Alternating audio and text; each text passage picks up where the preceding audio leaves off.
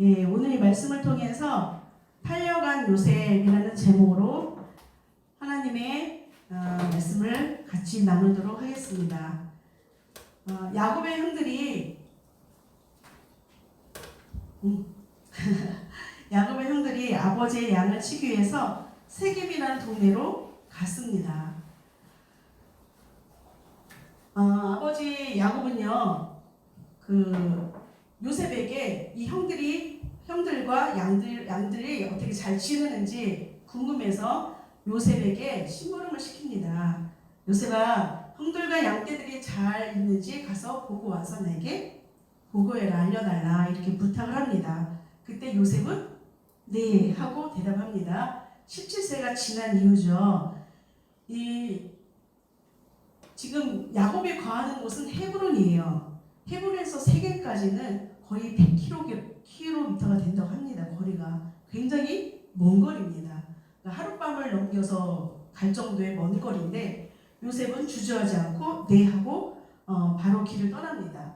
요셉이 혼자서 세겜 땅에 도착했는데 형들이 없는 거예요. 그래서 이것저것 형들을 찾고 있는데 어떤 사람이 와서 내가 누굴 찾고 있느냐 물어봤을 때 우리 형들이 이곳에서 양을 치고 있는데 형들이 보이지 않아요. 어디에 있는지 혹시 아세요? 할 때 그 사람이 그 사람들 얘기하는 걸 들었는데 도단으로 간다고 하던데요. 이렇게 알려줍니다. 그래서 다시 요셉이 형들이 있다는 그 도단을 향해 갑니다. 이거 모르는 사람이 가르쳐줬고 또 도단까지 가려면 30km 정도 된답니다. 그 세겜 땅에서 4시간 이상을 걸어야 되는 거리입니다. 그런데 실은 여기서 그냥 돌아갈 수도 있어요. 그런데 요셉은요, 아버지가 신부를 시킨 거에 대한 책임을 끝까지 감당하는 것을 우리가 성경을 통해서 만납니다. 그리고 이제 도단까지 도착하니까 형들이 보였죠. 그런데 문제가 생겼습니다. 뭐냐면 형들이 요셉을 미워했잖아요. 시기해서 미워했어요. 아버지가 요셉을 더 사랑하는 것을 시기해서 미워했어요. 그리고 꿈 얘기도 듣고 더 미워했어요. 그냥 형들이 요셉이 오는 것을 보고 야, 저기 꿈쟁이가 온다. 우리 욕을 하겠지. 성경 욕을 하셔도 저 요셉을 죽이자. 시기가 발달해서 미워했고 미움이 커져서 이제 살인까지 서로 이야기하게 됩니다. 그때 제일 큰 형 루벤이 우리가 손을 대지 말자. 그냥 구덩이에다 쳐놓자. 나중에 살짝 구해서 아버지에게 보낼 생각이었죠. 그래서 요셉이 오자 요셉이 입고 있던 채색 옷을 벗기고 그리고 요셉을 구덩이에 쳐넣었어요. 그리고 이제 루벤은 살짝 이제 어디를 갔는지 모르지만 어디를 가서 없을 때 그때 마침 애굽으로 장사하는 사람들이 떠나는 모습을 유다가 보고 유다가 형제들을 설득합니다. 우리 손에 피를 묻히지 말고 저 장사꾼들에게 요셉을 팔아 넘기자. 이 말을 형제들이 잘 들어요. 듣고서 은 20에 요셉을 이스마엘 장사꾼들에게 팝니다. 그리고 이 형들은 어떻게 되면 순영사 한 마리를 죽여서 그 피를 요셉의 채석에 묻혀서 집으로 돌아갑니다. 그리고 아버지에게 말합니다. 자기네들이 팔아놓고 능청스럽게 아버지, 이 옷을 발견했는데 아버지 아들의 옷인지 보세요. 그렇게 말해요. 아버지는 요셉의 옷이면 바로 알아보겠죠. 지어서 입혔으니까. 내 아들의 옷이라. 짐승들이, 약한 짐승들이 그를 잡아먹구나. 요셉아, 요셉아, 요셉아. 배옷을 입으며 통곡하며 슬퍼합니다. 자녀들이 아무리 위로를 해도 위로가 되지 않습니다. 자기 본인이 스물로 가는 것 같은 그런 고통의 슬픔을 야곱이 토로합니다. 요셉은요, 이스마엘 사람들에 의해서 애굽 바로 왕의 신위 대장인 보디발의 집에 종으로 팔려갑니다. 여기는 아버지의 한계죠. 우리 자녀들은 마찬가지예요. 부모님이 끝까지 쫓아다니면서 지켜줄 수 없습니다. 그래서 우리 사랑하는 자녀들이 부모를 의지하는 것을 넘어 전식으로 하나님을 의지하는 자녀로 양육하는 것이 너무나도 중요합니다. 유치원도 학교도 이제 중학교, 고등학교, 대학교 어딜 가든지 따라다니면서 지켜줄 수 없어요. 정말 하나님을 전심으로 의지하는 자녀로 양육하면 요셉이 17세에 그 먼 길을 혼자 갈 수 있었던 거는 요셉에게 누가 있었어요? 하나님이 계셨어요. 하나님이 그 마음속에 있는 것을 야곱이 알았기 때문에 혼자 떠내보낼 수 있었던 거예요. 하나님이 우리 자녀들에게 분명히 심어지고 하나님 의지하는 믿음이 있다면 우리 자녀들이 어딜 가든지 걱정할 게 없습니다. 먼저 우리 부모님들이 하나님을 의지하고 우리 자녀들이 전심으로, 하나님은 전심으로 의지하는 자를 돕는데요.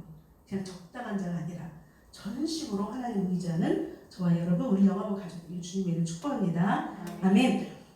하나님은 졸지도 잠자지도 않고요, 낮에와 밤에 날도 지켜주시고 내 마음을 영원까지 지켜주시고 내 영혼을 영원까지 지켜준대요. 아멘. 예, 우리 말씀에서 물론 지금 뭐 하나님을 전심으로 의지하는 말씀도 드렸지만 제가 깨닫는 말씀 두 가지가 있습니다. 첫 번째는요, 예수님은 형제를 미워하면 살인죄라고 했습니다. 요셉의 형들은 요셉을 미워하다가 결국은 살인까지 생각했는데 동생을 사랑하고 돌봐주고 지켜줘야 할 형들이 어떻게 해요? 은20을 받고 팔아버립니다. 이런 장면을 하나님은 보고 계실 거 아니에요. 하나님이 보고 계실 때 하나님의 마음이 어떠했을까? 굉장히 마음이 아프셨을 거예요. 그렇기 때문에 우리 사랑하는 자녀들이 뭐 둘일 때, 특히 이제 아기가 태어나면, 우리 예비 성도님은 이제 첫째지만 다 첫째인가? 우리 영화부 예배 들어온 아기가 다 첫째구나. 또 혹시 이 말씀을 또 듣는 분들을 위해서 말씀을 전할게요. 아기가 태어나면요, 언니나 오빠들은 동생한테 엄마 아빠의 사랑을 빼앗겼다 생각하고 엄마 아빠가 아기를 더 사랑한다 생각하고 시기합니다. 그렇기 때문에 이 시기할 기회를 주지 않도록 하려면 사랑은 나누는 것이라는 것을 동생이 태어나기 전부터 가르쳐 줬어야 돼. 심어야 되고요. 그리고 아기 젖을 먹일 때 아기는 엄마가 품에 안고 젖을 먹이지만 눈과 마음은 오빠, 형, 누나, 언니에게도 가 있어야 돼요. 그리고 젖을 먹이기 전에 미리 간식을 챙겨줄 수 있는 지혜가 있기를 축복해요. 지금 먼저 간식을 챙겨주고 네 동생이 젖을 먹더라, 여기서 너 혼자 간식 먹을 수 있지? 하고 간식을 챙겨주면서 같이 먹으면 그 언니 오빠가 어떻게 되겠어요? 엄마가 나도 사랑하는구나, 그걸 알지요. 젖을 먹이면서 아기에게도 너도 언니처럼 오빠처럼 이 다음에 크면 혼자서 간식 먹을 수 있어. 누구처럼? 언니처럼 오빠처럼. 그러면 언니 오빠가 시기할까요? 아니에요. 언니 오빠 보는 데서 정말 더 사랑하는 모습을 보여주지 않는 지혜가 있기를 축복해요. 근데 정말 둘째가 더 사랑스럽긴 하더라고요. 그래서 안 보일 때 막 그 사랑의 표현을 했던 그런 기억이 납니다. 시기할 기회를 주지 마세요. 엄마 아빠 그렇게 키울 수 있는 지혜가 있길 축복합니다. 그리고 두 번째 깨닫는 말씀은 요셉은요, 자기에게 맡겨준 책임을 다 했어요. 다 하다가 결국 은20에 팔려가서 종이 되지만 이 요셉은요, 아버지가 시킨 그 심부름을 중간에 포기할 수도 있었어요. 혼자서 그 먼 길을 갔는데 없어. 돌아가서 아버지 세계 땅에 형들 없던데요? 하고 말할 수도 있는데 끝까지 힘들지만 혼자 가는 길이고 혼자 길에서 잠을 잤겠죠, 하룻밤을. 그럼에도 불구하고 끝까지 그 책임을 다합니다. 근데 어떻게 돼요? 오히려 형들의 시기를 사서 종으로 팔려갑니다. 그렇지만 13년 후에 요셉은 애굽의 총리가 되어서 7년 대흉년을 거치면서 죽어가는 수많은 사람들을 살리는 그런 사람이 됩니다. 하나님의 비전을 이루게 되죠. 그런데요, 하나님이신 예수님도요, 이 땅에 낮고 천한 종의 모습으로 오셨습니다. 그리고 회개하라, 천국이 가까웠다. 가난한 자에게 아름다운 소식을 전하시고 마음이 상한 자를 치료하시고, 그리고 포로된 자에게 자유를 선포하시고 갇힌 자에게 노임을 선포하시는 예수님이 이 땅에 오신 그 책임을 다 하셨습니다. 그런데 요셉처럼 시기를 받아요. 제사장들과 바리새인들과 서기관들에게 시기를 받아서 이들에 의해서 십자가에 못 박혀 죽습니다. 여러분, 예수님께서요 마지막 십자가 죽음의 그 책임까지 다 지지 않으셨다면 우리는 죄에서 구원받을 수 없는 비참한 죄인들로 살아가야 했습니다. 하나님이신 예수 그리스도께서 사랑하는 자녀들의 영혼을 위해서 정말 비참하고 수치스럽고 이루 말할 수 없는 십자가의 그 고통을 친히 담당하시고 죽으셨습니다. 여러분, 자녀들에게 이 예수 그리스도의 십자가 사랑을 심으셔야 합니다. 예수님 날 위하여 말구유에 나셨고, 예수님 날 위하여 매를 맞아 주셨네. 예수님 날 위하여 십자가에 달리시고, 할렐루야 할렐루야 할렐루야 아멘. 이 십자가의 사랑이 있어서 우리가 죄에서 구원받을 수 있었고 하나님의 자녀로 이 땅에 살 수 있습니다. 그리고 예수님의 그리스도의 십자가 사랑을 심었다면 우리 자녀들에게 예수님의 성품을 닮을 수 있도록, 오늘은 어떤 성품이에요? 책임을 다하는 성품을 닮을 수 있도록 자녀들에게 심어야 돼요. 젖먹이 자녀들에게 젖을 빨 때 네가 열심히 젖을 빠는구나, 열심히 젖을 빠는 게 예수님처럼 책임을 다하는 거야. 이 다음에 커서 밥을 먹을 때 노는 시간 먹는 시간 구분해서 열심히 밥을 먹는 것이 예수님처럼 책임을 다하는 거야. 그거를 젖먹일 때부터 심으세요. 젖먹을 때부터 심으면 뭐가 심어지는 거예요? 책임감이, 아, 예수님처럼 나도 책임을 다하는 예수님을 닮아야 되겠구나. 그것이 심어지는 거죠. 그러면 아이들이 이제 장난감 놀 때 되면 장난감 노는 속에서 또 책임감을 심는 거죠. 이 책임감을 영아기 때 심어놓은 아이가 요셉처럼 죽을 줄 모르지만 죽을 줄 모르고 끝까지 그 책임을 다하는 믿음의 자녀, 예수님의 그 책임을 다하는 성품을 담는 자녀로 자라납니다. 정말 반복해서 힘든 지혜가 있길 바랍니다. 영아는 반복이에요. 엄마는 반복이 지겨울 수도 있고 힘들 수도 있어요. 근데 아기들은 반복을 정말 좋아해요. 아기들요, 책 가져오면 꼭 자기 읽던 책 있죠. 수십 번 읽어준데도 계속 가져와요. 엄마들은 힘들죠, 솔직히. 그래서 엄마의 희생을 먹고 자녀들이 잘하는 거예요. 이렇게 반복을 좋아해요, 아기들은. 그러니까 엄마가 하고 싶은 대로 끌어가면 성공할 것 같죠? 절대 그렇지 않아요. 어느 순간 되면 또 다시 아이들이 또 이제는 다른 것으로 이렇게 바뀌죠. 그러니까 반복하는 것을 인내를 가지고 반복해서 자녀들에게 책임감을 심는 믿음의 부모가 되길 바랍니다. 그럼 태중에 있는 아기는 어떻게 할까요? 오늘 말씀을 이야기해 주는 거예요. 요셉이 이렇게 끝까지 책임을 다해서 손을 가만히 얹어. 그래서 이야기를 계속 들려주면 태중에 있는 아기가 들어요. 뭐 이해를 할지 안 할지도 모르죠. 그래도 계속 반복해서 듣다면 이 아이가 태어나서는 더 양육하기가 더 쉬운 거예요. 태교한 아이들하고 태교하지 않고 태어난 아이들하고 정말 양육하는 게 또 달라요. 태중의 아기를 품고 있는 엄마들도 정말 열심히 반복해서 책임감을 심을 수 있는 엄마가 되기를 축복합니다. 아멘.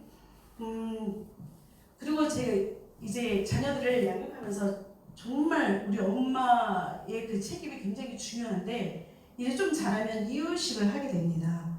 이유식을 하게 되면 요즘에 뭐 이유식도 만들어서 팔더라고요. 정말 사랑하는 자녀를 소중하고 귀하게 여긴다면 엄마의 정성이 들어간 밥을 먹이세요. 재정이 넉넉하지 않아도 정성을 다해서 이유식을 만들어 먹이면 이 아기는 오감으로 느낀다 그랬죠. 말은 못하지만 오감으로 느껴요.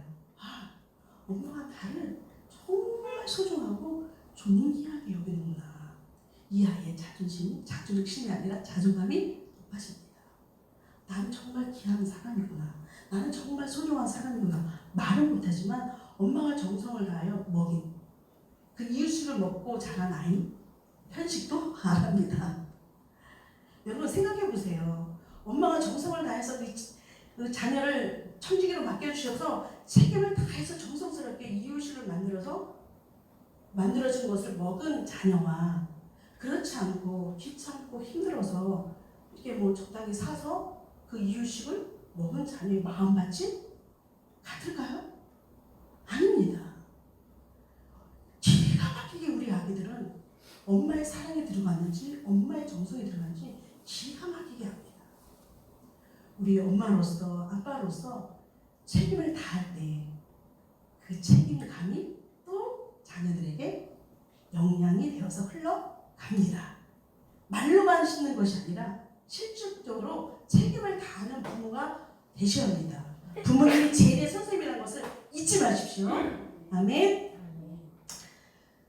그리고 꼭 기억하시길 바랍니다. 예수님도 마지막까지 책임을 다하시기 위해서 어떻게 했죠? 땀방울이 핏방울이 되기까지 기도하셨어요. 자녀들은요, 엄마의 희생을 먹고 자라요. 정말 엄마의 희생을 먹고 자라요. 하나님이 여러분 가정에 극상품의 포도나무를 심으셨어요. 그 극상품의 포도나무는 예수님이에요. 그런데 이사야서 55장에 보면 하나님이 포도원의 극상품의 포도나무를 심었는데 너희가 좋은 열을 맺지 않고 들포도를 맺혔구나 하면서 이스라엘 백성들을 심판하시잖아요. 저는 이 말씀 속에서 뭘 깨달았냐면 구약시대의 포도나무는 우리 자신인 거예요. 이사야서 5장에 보면. 그러면 내가 힘써서 말씀을 지켜서 내가 힘써서 율법을 지켜서 내가 힘써서 규례와 윤례를 지켜서 열매를 맺어야 되는데 성공하지 못했어요.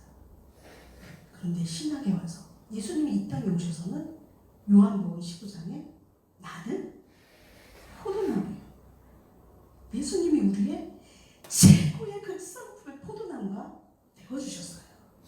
그리고 저와 여러분 우리 자녀들은 가지예요. 그러면 예수님께 붙어있으면 스스로 열매를 맺는다 그랬어요. 그렇다면요, 우리 사랑하는 자녀들에게, 이 아기들에게 그 뼛속 깊이까지 예수 그리스도를 심으십시오. 우리 사랑하는 자녀들의 피 흘리는 그 피 속에 예수님의 보혈이 흐르는 것처럼 예수 그리스도를 심으십시오. 그러면 포도나무 대신, 극상품의 포도나무 대신 예수님께 붙어있는 우리 자녀들, 우리 사랑하는 부모님들 극상품의 열매를 맺습니다. 아멘. 하나님이 기대하시는 그 극상품의 열매를 맺습니다. 정말 예수 그리스도를 심을 수 있는 일상생활 속에서 문제를 만날 때마다 그 문제 속에서 예수님을 어떻게 심어야 될까? 기도하면 하나님께서 어떻게 해요? 지혜를 주시고 믿음을 주십니다. 그래서 하나님께 영광이 되고 우리 부모님들에게도 기쁨이 되는 정말 그런 자녀로 자라나기를 주님의 이름으로 축복합니다. 아멘. 기도하겠습니다.